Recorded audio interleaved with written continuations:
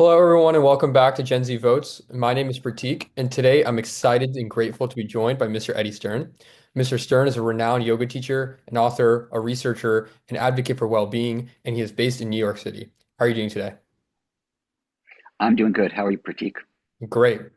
Let's just get right into it. So, what has could you tell the viewers a little bit about, who you are, what has inspired you to get into practicing yoga, teaching yoga, and what's your personal journey with yoga over the course of your life? Sure. I was on a spiritual quest when I was a teenager.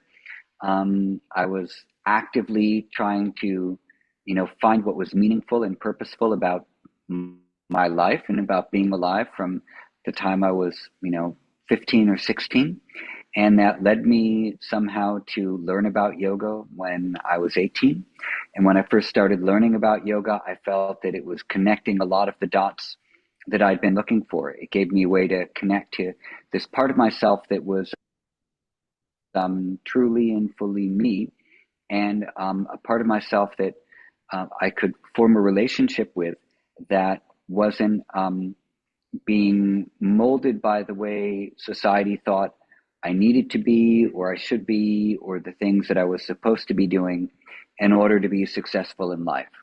Like many people, you're in elementary school, you're in grade school, you're in high school, you're being told all this stuff that you have to learn so you can go to the next type of school, so you can get another degree, so then you can have a job, and like that's life.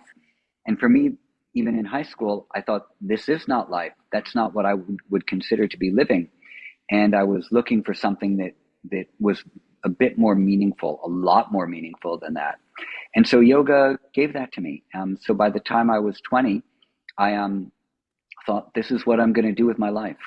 And in the 1980s, there wasn't a yoga industry in America. There wasn't, being a yoga teacher wasn't a pathway to, success or anything like that. It's something you did because you were on a spiritual quest. And so that's what I've been doing the past however many years, since 1986. So in your time since then, you've worked as, with a broad range of individuals, probably from, regular practitioners to newcomers to young people. What has been your takeaway about, the almost universal appeal that people have to yoga, if they do, in your view? Well, everybody, is a person, and every person has some sense of spirit or presence within them, which is the thing which makes them a person, which gives them, life. And what yoga does is it allows them to have a deeper sense or connection with presence in their own being, whether it's in their own hearts or wherever they feel it. This is the essential part of personhood or of beinghood. And we need to have ways of sensing that, of connecting to it, of living from there. And when you do, you feel settled and you feel that you're connected. You can feel a wide range of things, a deep sense of surrender, or of relaxation, or of purpose, of devotion, of awe. It can manifest as many different things. But every single being has that within them, at least according to the yoga philosophies. And the yoga practices are techniques of getting in touch with that.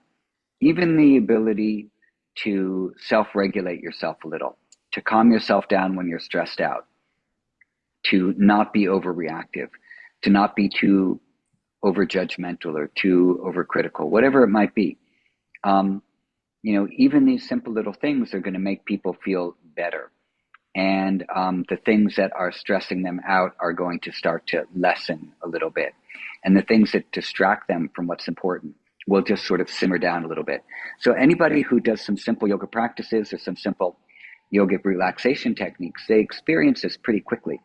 And they say, hey, this is valuable for me to make this type of a connection important in my life. It will make the rest of my life fuller and more complete when I'm in touch with who I am. If you're not in touch with who you are, then life is not complete, and it's often not joyful or happy. But when you are in touch with who you are, even if things are challenging, it's okay because you know you're adhering to who you are in the things that you're doing. You can say, I'm an artist, I'm a musician, I'm a business person, I'm a banker. It doesn't matter. If that's fully the thing that you feel you should be doing in your life, if that's your calling, even if those things are challenging when you're doing it, you know that you're living your purpose through that thing that you're doing. And so it's okay. And yoga, it gives you that strength and it gives you that connection to your essential beingness and to live from that beingness. So whether it's a kid in school who's 5 or 6 years old, they connect very easily to that part of themselves because they're still basically living from there. Whether it's someone who's in prison, or it's a celebrity, or it's your, you know, regular person who's just working some jobs and trying to figure it all out, or a college student, doesn't matter. We all have that same essential spark within us, and we need to to be aware of that spark and be connected to it in order to find fulfillment in life. I don't know if that answers your question, but I think that basically, what does yoga do for anybody? It does the same thing for everybody. It gives them a sense of inward connection. So in a second, I wanted to move on a little bit to like the philosophical backings have your understanding with yoga is. Before we do that quickly, I know you mentioned to me that you've been to India several times, and you will soon. What's your relationship been, I guess? Can you give some insight about that, your connection there in India, and just the experiences you've had there? What has that taught you about yoga, and how have you connected there? Well, yoga comes from India, and I went to India very soon after I began learning yoga. So, pretty much everything I know about yoga is from my time spent in India. I go every year. I've only missed 1 or 2 or 3 years because of COVID, and maybe the year my wife was getting her green card, we didn't go. But otherwise, since '88, I'm there every year, once or twice. I was there in September, and I'm leaving again tomorrow to go again. But my whole life is centered around the knowledge and things that I've learned from my teachers over there. As I mentioned before, and I'll show you now, I run a Hindu temple and founded this temple a bunch of years ago, and so this is where I am sitting right now, and this is in Manhattan. So this is pretty much the only functioning temple in Manhattan Island. So all of the yoga practices that we teach occur in the temple, and so everything is under this, umbrella, this sacred umbrella or the protective net of Hinduism and the various philosophies of Hinduism, the different rituals that are done, whether it's puja or mantra, meditation, anything related to devotion, all happens here. Yoga for me is essentially a practice of devotion. Devotion means having the sense that there's something transcendent of your own identity, which encompasses all of us, and that there is an unknown. Obviously, there's an unknown for all of us. So, where is this planet situated in the universe? How did the universe come to be here? What is the universe? How is it that I can see things? What is perception? These are all unknowns, and they're things that are worthy of contemplating. But a little bit of surrender to the unknown, that it's much more vast than we might be able to comprehend, is actually an act of devotion. Surrender to the unknown, surrender to the transcendent. This is an act of devotion. Practicing meditation and obviously practicing things like puja and rituals are all forming a relationship with the unknown and becoming comfortable with not knowing. The worst thing in the world is to have to know everything all the time and to demand to know everything. That really limits a person's intellect. It's and also their way of interacting with other people. Some of the most annoying people on the planet are those who are know-it-alls. So it's nice to learn things. It's great to have knowledge, but it's not a good thing to think you know everything, because the fact is you don't, and we don't. There's so much we don't know. We don't even know how we know. We're just making it up as we go along. Right. So I think, the sense of, the unknown, when you are comfortable in the unknown, um, you can be present with just what seems to be happening. You can be open to learning things. You can be open to new experiences, be enthusiastic, have this sort of sense of adventure, of learning and of being. And then you never know what's going to come your way and what might open your eyes and your heart to the next level or layer of understanding. So, I mean, I've been going to India for, let's see, 36 years now, including this year. And I'm always learning something new. And every time I come back from India, the way I approach my spiritual life changes and beyond what I had been doing before or had imagined before. Sometimes in very dramatic ways and sometimes in very subtle ways. But every time I come back from India, I'm a changed person. And I think this is because India is not just the land of yoga, but it's the land of the rishis. It is the tapa bhumi. It is the place where penance and practices have been done for thousands of years, and it's part of the landscape. It's, the karmic stream of India is of knowledge and devotion, and every time you go there, if you are receptive to that, or even sometimes not receptive, you step into that karmic stream, and it changes you. It changes the way your life is flowing as well. So I have to say that I'm grateful or have gratitude towards what I learned from India doesn't do justice to the amount of gratitude I have, because my whole life, everything I do has no way that I can sum it up into just a few words of how much the country has, and the knowledge that flowed from the people of that country, and the devotion to me in every way possible. Sorry, you were cutting out a little bit there, but I think I got it. So we got the end part on. Okay. But so two things one of the first things I wanted to ask about on that, line of questioning there is, you mention a lot about, Hinduism. For those maybe who don't desire to subscribe to Hindu ideology, do you think what ways in which would you recommend that yoga and maybe even traveling to India could play in their journey through wellness? Well, yoga has been in the West has been sort of subsumed into wellness culture. But the idea behind yoga is it is a practice of, or a methodology of, removing our perception of suffering and removing the perception of sorrow. And that life is challenging, life is filled with hardship, or as the Buddha said, life is suffering. There's no beginning to suffering, but there's an end to it. And yoga ascribes to the same basic principle that we can have an end of suffering. And so how do we do that? We have to know who we are. And that's what yoga is about. Now you go into any sort of spa around the world, and there'll be a statue of the Buddha. Like, that's ridiculous. Why is there a statue of the Buddha in a place where you're getting like an oil massage? That's not the end of suffering. This is a relaxation technique. So all of these images and iconography and images and mantras and this, that, the other have been sort of brought out from what they were intended from. They've been put into this sort of feel good, alleviate stress kind of a culture. So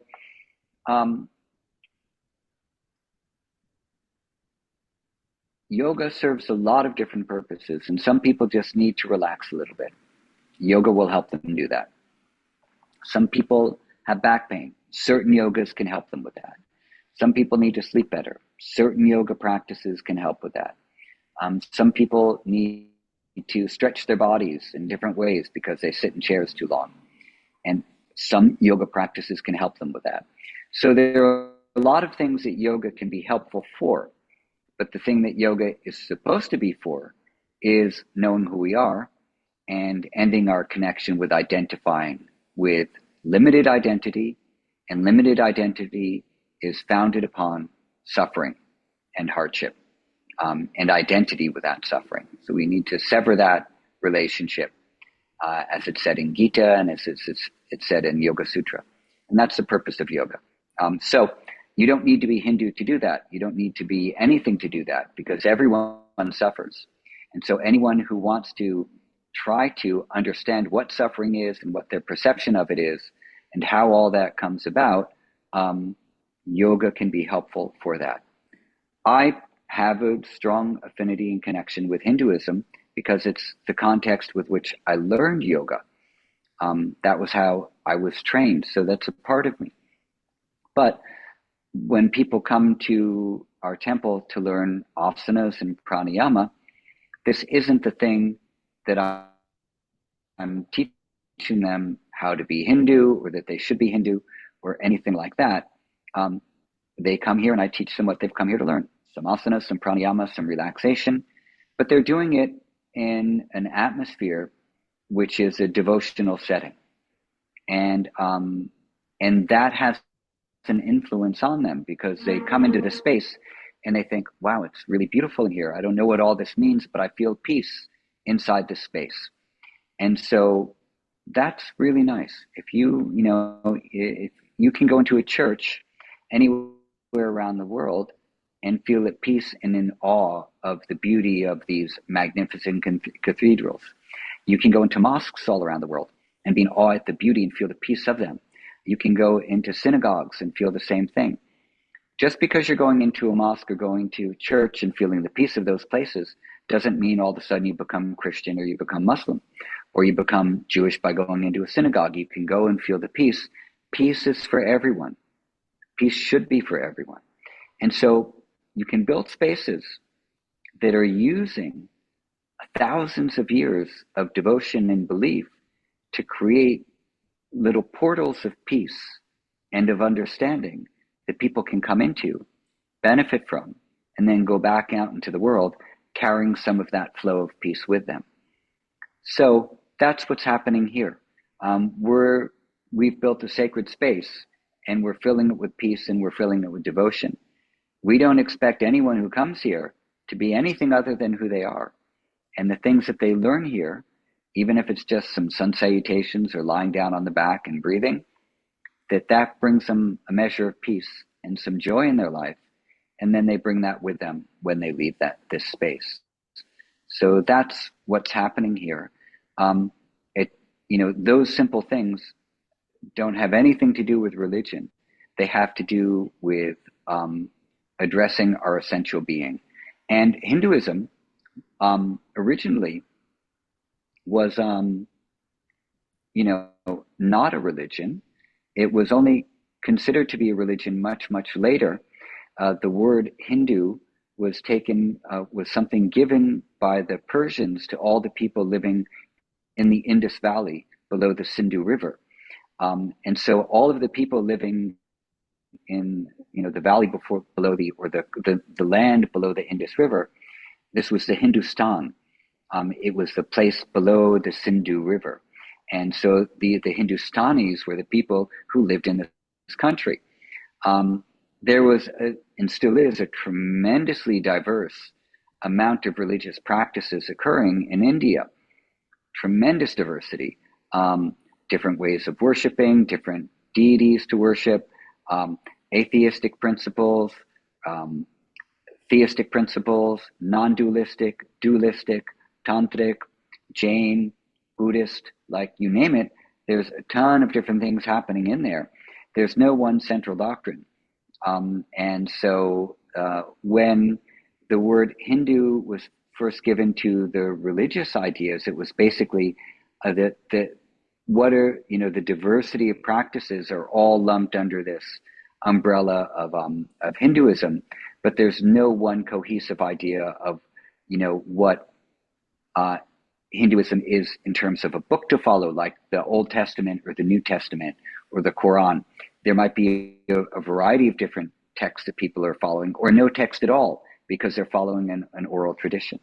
The recent description of Hinduism is going to be tying itself back to the Vedas, those who accept the Veda as the foundation of the knowledge systems, etc. Um, but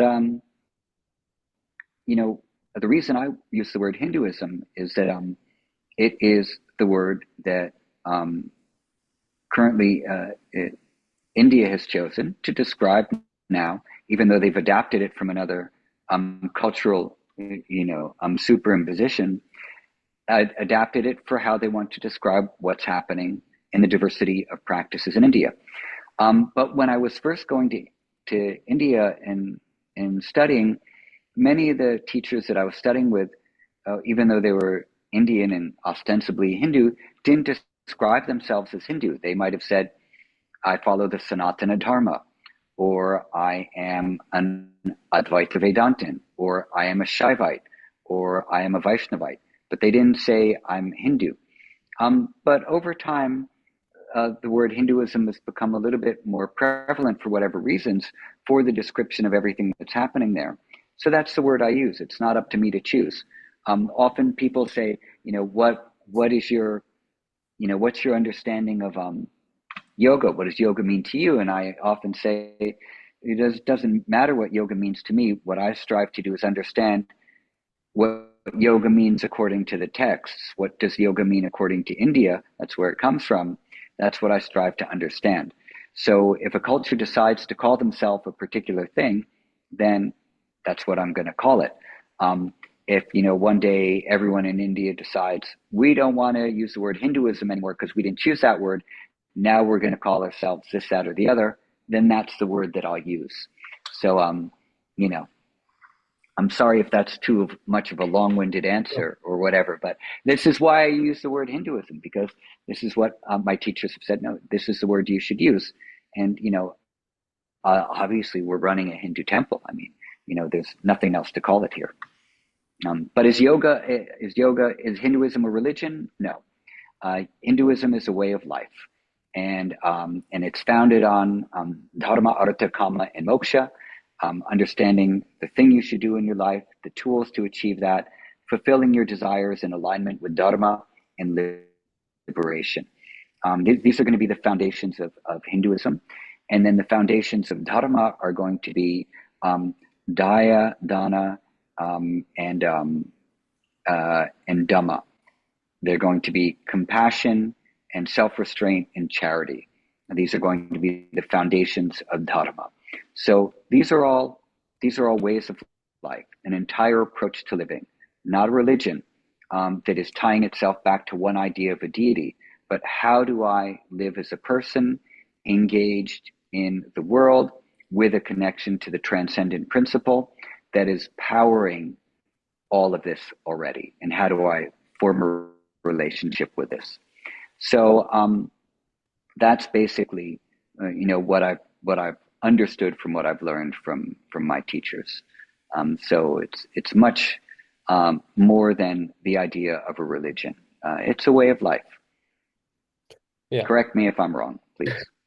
No, that's amazing. And one of the things I was saying I wanted to also move on to and relates to what you were just talking about is this idea of meaning in life. And you mentioned earlier in your explanation of, your personal journey that, one of the biggest things was finding out who you were, what it meant for your life, and everything like that. And so the question is, to you, what does when people say, when people might ask, what is meaning in life? What does it kind of mean to you? And so, if I can give you a quick thought experiment to illustrate this, because there's something that really resonated with me that I thought was interesting, I could do that for you. That sounds okay. Hear your thoughts on Yeah, this. do it. So, one of the an increasingly influential and renowned philosopher, he was formerly a student. His name is Alex O'Connor. I'm not sure if you're familiar, but he No. he was originally, renowned for his YouTube channel and atheism. And since then, he's done a lot of work. He's still, defines himself as an atheist, but he was asked about the meaning crisis, or what, if he thought there was a meaning crisis. And in response, he wanted to first define what he thought it meant for there to be meaning in life. And when he asked himself, what is meaning in life, he quoted Blaise Pascal, and with the thought experiment that goes along the lines of, you can imagine a man who's extraordinarily bored and who wants to, solve this boredom. He feels like there's no purpose in his life, there's no meaning, everything is just deterministic, everything's just flowing, there's no really freedom there. And he decides he wants to he wants to gamble every single day of his life to win some money. And that's his kind of purpose, that's his goal, that's how he finds fun. Now, Pascal then says, but imagine that you give the person and you guarantee them all the money they could have won from gambling every day, but the condition is that they can never gamble again in their life. That person, even after getting the money, they're going to be not happy. They're going to be like, okay, well, I don't get the enjoyment from playing the game, right? So then, okay, well, we know the person wanting to gamble wants to engage in the process of gambling. They want to play, right? But if you told him he's not guaranteed to win any money, then he won't play the game, right? Because there's nothing to get from the game. And so O'Connor concludes that meaning is something that we need to have where we desire the thing, along with the illusion that once you have all of the thing, you will not be happy because the thing in itself won't make you happy. So you also can't really have that meaning, if that makes sense, right? Similar to what, gambler, he wants to play the game. If he's guaranteed all the money at the end of the game, he's not going to play the game. But if he's not going to get any money, or if he's guaranteed all the money, he won't have fun in playing the game. If he's not getting get any money, he's just not going to play the game. And so O'Connor says that, meaning needs to be something that's deceptive, right? Where we believe we can achieve it, but we also constantly are not achieving it. And so what is meaning for you then in that context? And if that makes sense to you, what are your thoughts on that idea? Yeah, well, I mean, gambling's not about winning money. Gambling is about an addiction to dopamine hits, where you have this motivation for an idea of a future reward, which is driving you forward. So it doesn't really have anything to do with money. It doesn't have anything to do with the gambling. It has to do with the experience and the sensation you have of risk taking to not knowing an outcome. That's why you gamble. Yes, of course you want to win, and you would like to have money, but that idea of having money is uh, is secondary to to the to the need for an experience of the unknown. You don't know what the outcome is going to be, but you're seeking that outcome of not knowing in a way which also can lead to destructive habits. Um, so that would be, my little bit of a pushback on the analogy that he's trying to make there, or the thought experiment he's setting up. That actually gambling doesn't really have anything to do with money, and the game itself is a way of pushing you, or pushing the person who's addicted to it to take risks because they need to challenge their sense of the unknown. Um, Otherwise, you wouldn't gamble. If you're happy, if you're fine, if you're good, you don't need to take a gamble. You don't need to be gambling, because you're doing something else more purposeful. So now, is there a meaning to life? Um, that kind of a question. My feeling is that there's not really a specific meaning to life, but life has its own meaning. And life is expressing itself in every second of creation. You and I are both expressions of creation because we were created from something. We're changing, we're growing, we're going to decay. With this computer, this way that we're communicating now through Zoom, all of these things are expressions of nature and creativity. So that everything already has its own meaning and its own purpose, and it's being expressed every moment of its existence. We just need to be able to tap into what that meaning is. It's not something external to us. So the idea that I'm gambling so I can get more money is an idea of looking for meaning externally from where I am right in this moment. But if we think that nature or the universe or creation has its own meaning, which might not be a logical meaning, it might just be an expression, and it's expressing itself through us.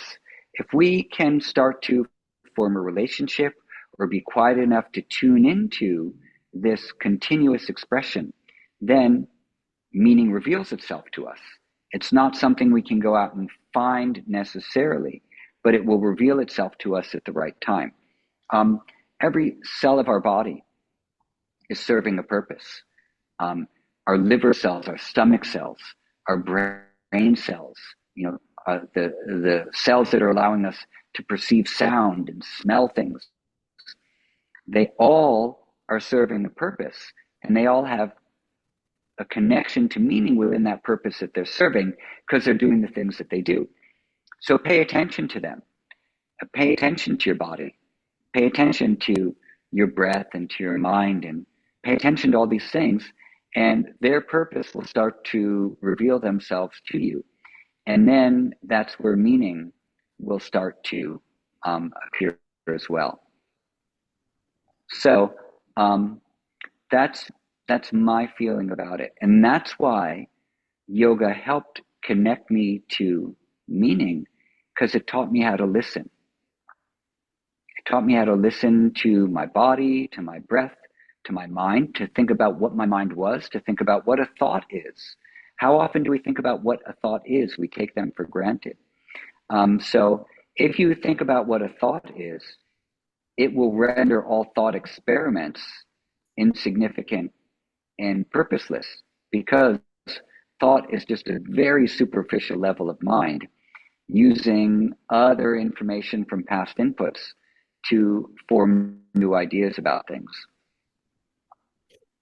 So you just mentioned listening, and I wanted to transition a little bit into talking about, Gen Z and the youth. We've been in and we are in a very divisive political, and you talk about the impacts that yoga can have on listening. How do you see listening and yoga fitting in a world in which we see so much polarization politically, just socially on, political topics, but, just almost any topic nowadays, it seems as though there's an immense amount of divisiveness. How do you think yoga and, the idea of listening plays in there? Well, I think that people who look for conflict are going to find conflict, and people who look for peace are going to find ways to make peace. Some people, they like to look for conflict, and that's part of how they are as people. There has never been a time on our planet, as long as there have been people, and too many people especially, where there hasn't been some sort of conflict between this group and that group, this country and that country, etc. And my view on that isn't necessarily a very hopeful view. I think there's always been conflict. My guess is there always will be conflict. I think that conflict is part of the human condition. It's part of the animal kingdom condition. It's part of the nature of the world, that there are going to be earthquakes and floods and hailstorms and times of extreme cold and extreme heat. There's never a time when everything is peaceful and everything is wonderful and everyone gets along. Maybe in the Satya Yuga that existed, but definitely not in this Yuga the age we're living in. So, I'd say for the people who value peace, to keep looking for it. And, for the people who value conflict, if we can have any influence on them, then that would be a good thing. But there are some people who are going to be very, very tied to their ideologies, and they're going to hold fast to them, no matter what other voices that might be more reasonable have to say about them. And it's always been like that. So I would say that, it's worth trying to live in such a way that we can try to make the world a cleaner, less polluted, more sustainable, happier, more thoughtful place. Those are all worthwhile endeavors to do. Um, you know, if they don't change everything, like, don't worry about it, but work to do the best you can anyway, and work to do the best things you think you can do in the world, because those whose lives need to be touched by the things that you're doing, they'll find their way to you, and they'll be moved by that. And you know, the people who you can't change, there's nothing you can do about it. Um, Maybe nature will do something about it. Maybe something will soften them at a certain point. Um, but I don't think the world will necessarily ever be a better place. Um, I think that even if you look to the like the Srimad Bhagavatam, they say during the Kali Yuga things are just going to keep getting worse, and they'll get worse and worse and worse and worse until the final dissolution of everything. But it's a really good time to make spiritual progress, because when things are hard, it speeds up your evolution for those who are seeking for truth. So I think that, maybe this is one of the reasons why there's so much more yoga being practiced and so much more meditation being practiced, because things are going to continue to get worse. Um, and if you cling to the idea of an Aquarian age, or of one day things all of a sudden getting better and there's going to be a big transformation of consciousness and all of a sudden everyone gets along, somehow I don't really see that coming, because that's never really been the nature of the world as we know it. Maybe that'll happen when there are no more people left on the planet. Who knows? But so I think that in regards to political divisiveness, which there's a lot of, um, don't get into political arguments with people.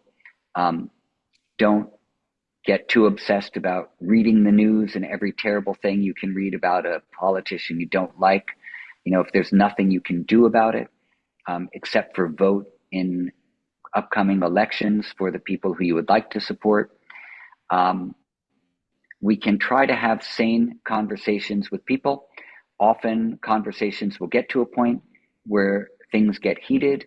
At that point, you know that you can't really make any progress. And so it's good to back off from those things. And it's also really good, since you asked me about listening, I feel like I'm giving you a horrible answer to this. I'm just talking for the sake of talking right now. Whereas my father-in-law said talking for saying nothing. That the practice of listening is where you listen to people whose views you don't agree with. This is what I should start it off with. You can just edit all this if you want to. The practice of listening is to listen to people whose views you might not necessarily agree with, just to hear them, just to listen to them. And there was an interesting, I'm not saying that this is necessarily going to happen, but there was an interesting study that Dr. Deepak Chopra told me about some years ago. He's a friend and a colleague. And he said that they had done this experiment where they had people who were angry just express their anger to someone. And all that person did was listen. And through the act of listening, the amygdalas, which are the areas in the brain where anger is processed, when you're angry, the walls of the amygdala thicken. But when you're not angry, the walls start to thin. And simply from someone sitting there listening to them and not even speaking back or responding, but being really present, the walls of their amygdala started to thin and their anger reduced. And so listening can be a very good practice for conflict resolution, or it can be a good practice for an individual starting to come to their own resolution just by saying things out loud. And after they hear them, they might understand something about what they're saying, change their mind, or soften their stance in some way because they've been heard. Now, it doesn't work for everybody. It has to be done in the right setting, in the right context. But I do think that listening is a very valuable tool for letting people's emotions simmer down and not pushing back. If they get too overboard, sometimes you have to say, okay, I hear you. I hear you. You've expressed it. I hear what you're saying. And you don't have to say, I don't necessarily agree with you. That might not be helpful in that moment. But say, I hear you, thank you for sharing that with me. It's important for me to hear what you're feeling and what you're thinking. That can be very helpful for people sometimes. So on individual levels, that's a nice thing to do. On big, huge macro levels, that's a little bit harder. So I like this idea of seeding small acts of thoughtfulness into the day, because then you can form a relationship with someone, especially someone you might have conflicts with. You can form a different type of relationship with them, and things can shift and things can change. So it's difficult, it's challenging, and the but not being overreactive is a really good tool for people to have who want to seek understanding, to not be overreactive, but be responsive in the best way possible. Because we don't want to just live in echo chambers around people who all think the same as us, and nothing will ever grow. So we need to be in different circles, and we need to listen and learn and be humble, and not try to impose views, but also not encourage, um, you know, anger and violence and divisiveness and stuff like that. Because, yoga people can be just as divisive as the next person. They can, oh, my yoga's great, but that yoga over there is really no good. Those guys, they think they know what yoga is. They don't know yoga. I know yoga. My team knows yoga better. So, it's not just because you're doing a spiritual practice that you're a spiritual person.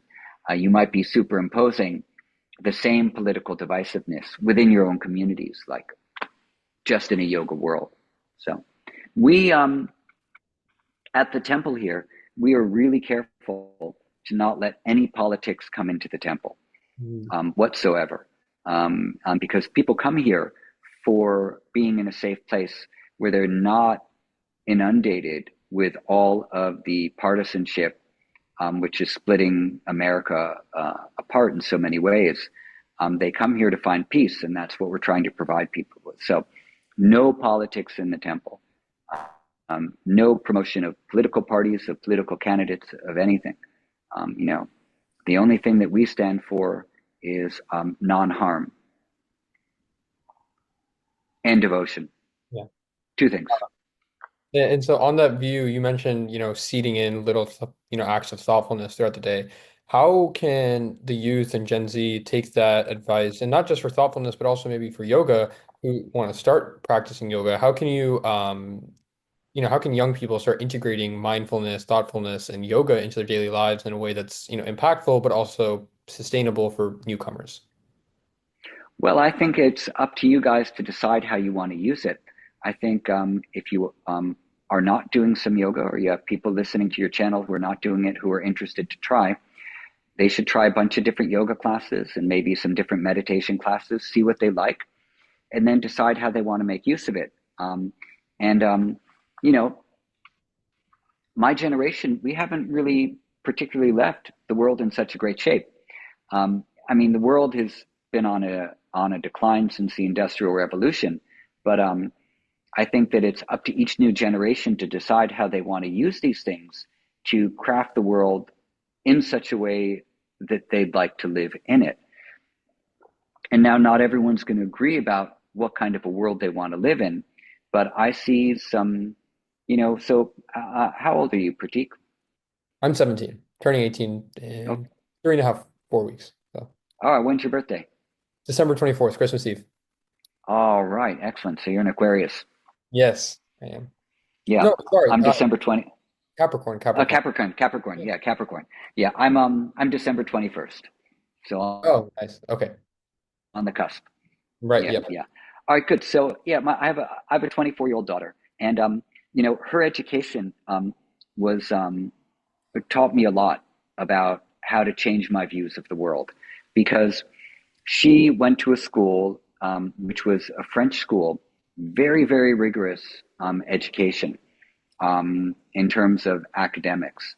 But the way they were taught value systems was very different than the way that I was taught value systems. And the things that became normalized for her were things that were still sources of humor or phobias from my generation. So just a small example. And I'm going to tell a story about a friend of mine in Stockholm. She's my age. She has two sons who are my daughter's age and a little bit older. And when they were teenagers, she said to them, um, both boys, I think I mentioned that, you know, if either of you were gay, you could tell me, and I just want you to know I'd be completely okay with that. And they said to her, well, why would you have to be okay with that? It's completely normal to be gay or to be straight. There's nothing for you to be accepting about because it's just normal. And my daughter, who is gay, grew up with these same sort of sensibilities in her education too. Now, in my generation, we thought that if we had gay friends, we were open and cool and accepting. But that was still making other of a person because of their innate sexuality. And so this othering of people and then thinking that you're important or you're good or you're better because of this acceptance is still a separation where you are othering another person based on an idea of them. So she didn't grow up with this. And her idea about, also race and sexuality and so many other things, and religion too, were completely different than the need to be accepting or the training to be tolerant. This idea of tolerance is to mean that you're okay with the way someone else is, and you're gonna allow them to be. Why should you allow someone to be when everyone already is being? Who are you to allow someone else to be how they are and to be accepting of how they are? Because they they're being. That's all. It's not up to you to allow that. And so this is one of the problems with the word tolerance or, to be accepting or all these types of things is still deficient thinking. It's still flawed thinking. You still have a problem if this is how you're still thinking. So that's why I would say for your generation, try things out, experience them, make your own decisions of what you think the usefulness is, draw what you want to from your elders, but discard the things that you don't find to be useful, because you might be going to teachers who learned in a very strict way, who say you need to practice this every day for a certain amount of time or it doesn't work. How do we know that? Maybe you're the kind of person who, if you do it for 15 minutes every third day, it's going to make your life great. And that's all you need. Maybe we needed it every day because we were so messed up, but maybe you don't need it every day because you're like positioned differently. So Mhm. I would say try things out, learn from the people who know stuff, and then make decisions about how you want to use it. And but I'm a very big fan and a very big proponent of normalizing spiritual practices in everyday life. These things have to be normal. Yoga postures, breathing, meditation, Tai Chi, whatever it is, mantras, worship needs to become so normal. There's nothing special about it. And then there really is a chance for a transformation of consciousness on a certain level in our societies. Normalization is key. Being special or other is flawed thinking.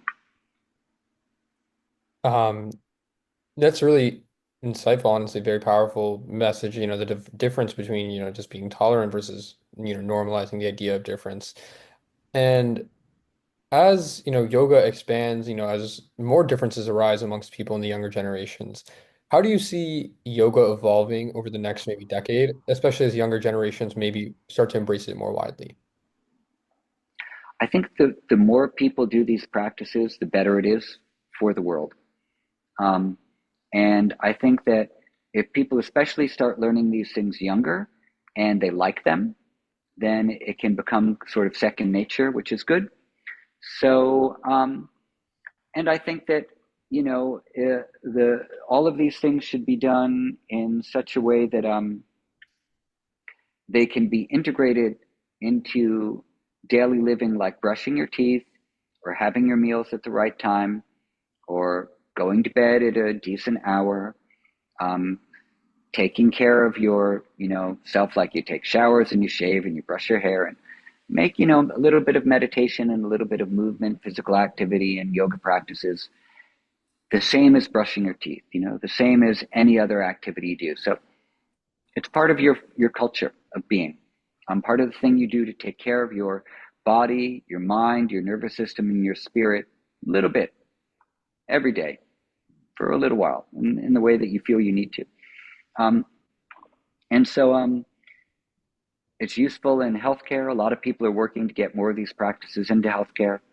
It's useful in public education for keeping our mind calm and less stressed so we can focus and learn in the optimal ways possible.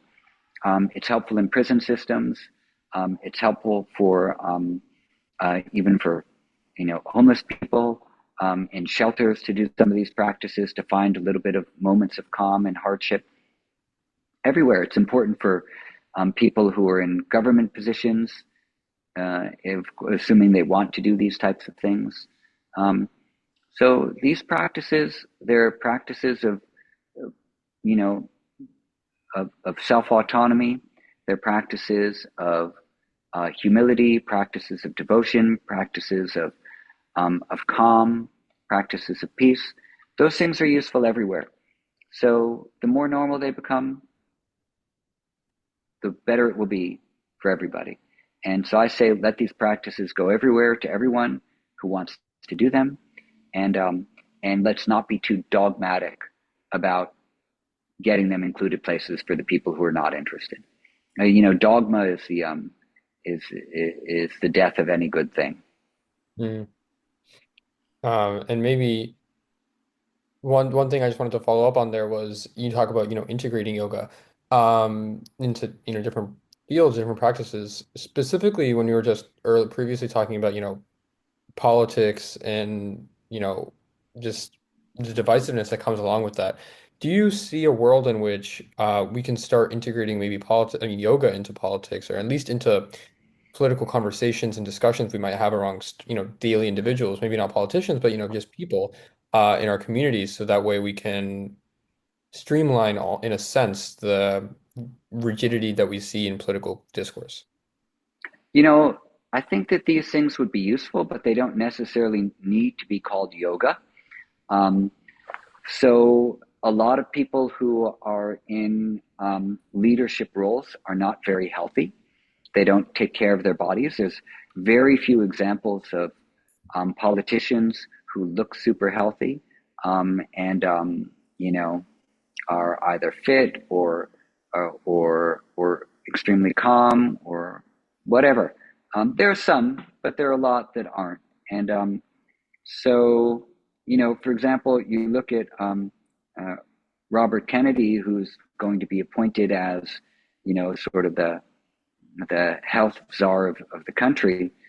That guy doesn't look healthy. I mean, for all of his talks about getting junk food out of the systems and all that, he doesn't look like a healthy guy. He needs a little bit of whatever medicine he's trying to dish out to the rest of the country. So the first thing is be a model of the behavior that you're suggesting for other people. And if you're not being a model of those behavior changes, then whatever you're suggesting isn't going to work. So people all across the board, they need to do some exercise. They need to keep their bodies moving. People all across the board need to eat healthy food that they can digest, which isn't filled with chemicals and artificial sugars and processed stuff. People all across the board should have access to those kinds of things. The ability to get enough sleep. Some people have to work so many jobs that they can't sleep because they're struggling to support their families. The idea of someone who has, a couple of kids that they have to raise on their own and they're working two or three jobs to pay the bills and keep their kids in school, that's a person who can't think about doing yoga, who doesn't have time to meditate. So, and that's a lot of our country. Um, so yeah, all of these, these are all like easy to say, oh, it would be wonderful for politicians to do yoga. they don't want to. My friend Tim Ryan, who is a congressman, tried to have meditation classes in the halls of Congress because he's really into meditation. And he's a very good guy, and he's very thoughtful, and he meditates. He lives it. He would have classes, whenever Congress was in session. Maybe two people would show up, maybe three people would show up. It never really took off. Even at Google, they have the big Google 2.0, programs and everything, which they were, I believe, continuing to, really tout as amazing mindfulness programs in their corporation. But a friend of mine who was, one of the lead statistic people at Google and at Instagram and on Facebook, I said to him, are people really doing these meditation programs at Google? He's like, no, barely anyone is doing them. The people who want to meditate, they're already doing it. But those programs are not really encouraging people to be particularly meditative in any ways. They're not successful programs. They're just, they're good for PR. So a lot of these corporate programs people are trying to install from top down, do this because it'll make you more productive, and do this because it'll whatever. They don't really work all that well. So I would say, in this discussion we're having, and as I'm thinking out loud, that top-down institutions of yoga, in whether it's politics or corporate America or whatever, rarely work. These things need to be seeded from, the bottom up rather than the top down. People need to want to do these things and be shown the value of what a mind-body practice can give them. They need to experience the value of a mind-body practice, which is essentially what yoga is, in order to do it and to spread it to other people. So, teaching mind-body practices in public education, very good thing. If children and young people see the value in it, then they'll want to do it, and they'll bring it with them into whatever governments or workplaces or healthcare or sanitation or whatever it is they go into, or restaurant work. They'll bring it with them into those things. And from the ground up, they'll create a new way of being in the public sphere. But a top-down institution of yoga into the Senate or the Congress or whatever, it's not going to work. People need to feel that they want to do it. They need to see the value of it, and then they'll do it. But otherwise, those programs fizzle out. So far, you've provided a laundry list almost of different, pieces of advice that are really helpful. And this is kind of wrapping things up here with my like final question here is if you had, one message to Gen Z and the youth. I know you've probably answered this question now in a bunch of different ways, which I'm really grateful for. But what would, your one message be to the youth of our generation, to Gen Z and everyone moving forward? I don't have a message for you guys. Um, I think that every age of kids that are coming into the world and growing up, we already know. When I was your age, by the time I was 18, I knew what I was looking for, and I went looking for it. I listened and I went looking for it, and I think that's how it is. Like, you know, what we need to do as adults is provide you guys with the space and support to actualize your lives the way that you need to, and to be there to give you that support when you need it. If you have a question, you should be able to find the people to ask those questions to who will give you helpful guidance and not advice. Do you know who Groucho Marx is? Yes. Yeah, okay. So my favorite saying of Groucho Marx was, "Take my advice. I'm not using it." So, this is the kind of advice that we don't need from people, the types of things that people haven't done. And often the advice that's given is based on our ideas about life and the things we've gone through. So advice needs to be very pointed. It can't be generalized. So I think that you guys already know what you need. I think you guys already know the world that you want to live in. I think you can already identify the things that you find problematic about the world. And I think you guys will come up with a lot of solutions to make changes and craft the world that you live in and the vision that you have of it. And it's not to me to give you a message. It's not to me to give you advice. It's to me to be here in case you have a question or you want some help from me. And then I can provide it. Because you already know a lot of things that I don't know. And you have you have a creative spirit, which is engaging with technology, engaging with soon AI, engaging with the creation of the world you're emerging into in a very new way, in ways that it's going to be hard for me to understand, Mm. and hard for anyone of my generation to understand. It's like there's this New Yorker comic of a father feeding his infant in like one of those baby seats, and he's feeding the food, and he said, after I finish you feeding you, will you show me how to work my iPhone? So there's this idea that my daughter, when she was 4 years old, she was fixing things on my phone. I was like, how do you know? Well, because it's technology is now born. It's like in part of your genes, and knowing how to navigate these things are like part of your genes. These things are easier for your generation, and the next generation after you will have new technology that they're super fluid with, that we're going to struggle with, that my generation is going to struggle with. So I I like, here in the temple, all of the people who work here, um, my assistant, our front desk, my co-director at the temple, they're all Gen Zs. There's like no one is over 26 who works in the temple for me, except for the yoga teachers. All the yoga teachers are about my age, except for one of them who's 18, and some newer, younger teachers that I'm training. And I want to have people of her generation teaching in here, because I think that it's important for peers of that age to teach and learn from each other. But I like to listen to what your generation has to say about the world, and learn how to sort of modulate my engagement in the world based on two things. One, what I've learned from India, all my spiritual practices, but on a social level, to engage with the lead that I see your generation taking. These are my cues of how to behave in the world, not cues from my generation, because that's not the world anymore. You're creating a new world, and I live in your world, and I want to know how to live in your world. So rather than me giving you a message, I'd rather you guys give me some messages, and I'm going to listen to them, and I'm going to change, the way I live in the world accordingly.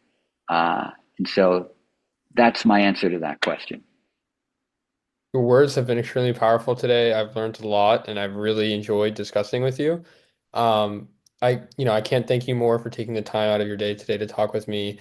You've really given me, and funnily enough, use of this word, thoughtful answers and deep and unique ones in that. And so I really hope that, the advice have given will impact the youth of my generation. And like you said, we can start taking leadership of the world for ourselves.